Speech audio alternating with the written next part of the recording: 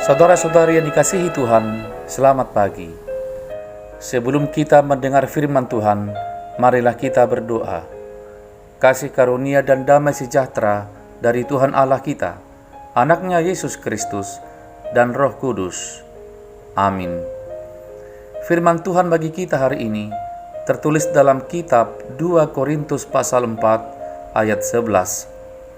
Sebab kami yang masih hidup ini terus-menerus diserahkan kepada maut karena Yesus, supaya juga hidup Yesus menjadi nyata di dalam tubuh kami yang fana ini. Demikian firman Tuhan. Saudara-saudari yang dikasihi Tuhan, di dalam ayat ini Rasul Paulus mengungkapkan keberanian dan kesabaran mereka di tengah penderitaan yang dialami. Ketahanan dan kesanggupan para rasul menghadapi dan melewati penderitaan itu karena mereka meneladani guru mereka, yaitu Yesus Kristus. Yesus yang mengatakan bahwa dalam dunia yang sesungguhnya mereka menderita penganiayaan, dan hal itu benar-benar terjadi. Rasul Paulus mengaku, dalam segala hal kami ditindas, menderita dengan berbagai cara, dan mengalami banyak kesukaran.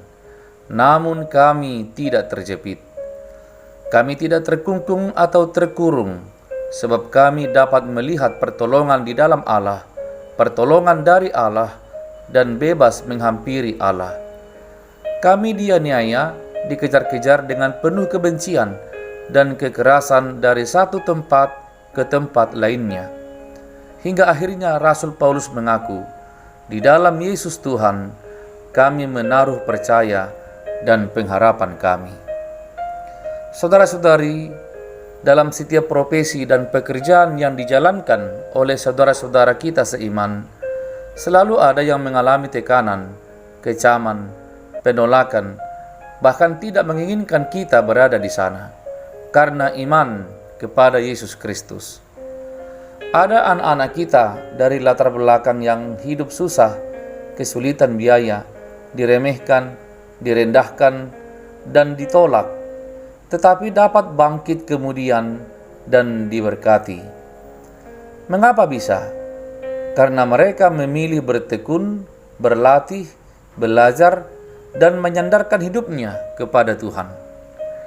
Ada juga anggota jemaat kita yang dalam menjalankan tugas dan tanggung jawabnya dengan baik, bahkan jauh lebih baik dari yang lainnya, justru diasingkan, dibuang, dijatuhkan, dipinggirkan, dan diinginkan kehancuran dan kematiannya. Tetapi jika memilih tetap tekun, sabar, dan bersandar pada kemurahan Tuhan, suatu saat akan tampil gemilang dan bercahaya. Maka sekarang, sadarilah, semakin kita percaya dan beriman kepada Yesus, semakin kita ditibakan mengalami tekanan dan pergumulan yang berat. Tetapi di sisi lain, kita akan semakin mengalami pertolongan dan pimpinan Tuhan. Peribahasa Melayu mengatakan, tiada mawar tanpa duri. Dan para teolog berkata, tiada mahkota tanpa salib. Amin. Marilah kita berdoa. Bapa kami yang di sorga, dikuduskanlah namamu.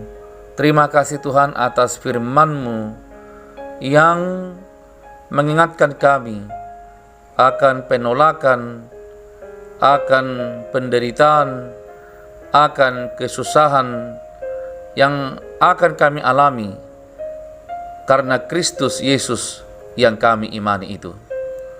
Kiranya semua orang percaya dikuatkan, ditolong, diselamatkan, ditebus oleh-Mu, sehingga orang yang percaya, yang mengalami penghadangan dan penolakan, bahkan penderitaan yang begitu berat, mendapat pertolongan dan pengasihan Tuhan. Berkati kami ya Bapa hari ini, keluarga dan anak-anak kami.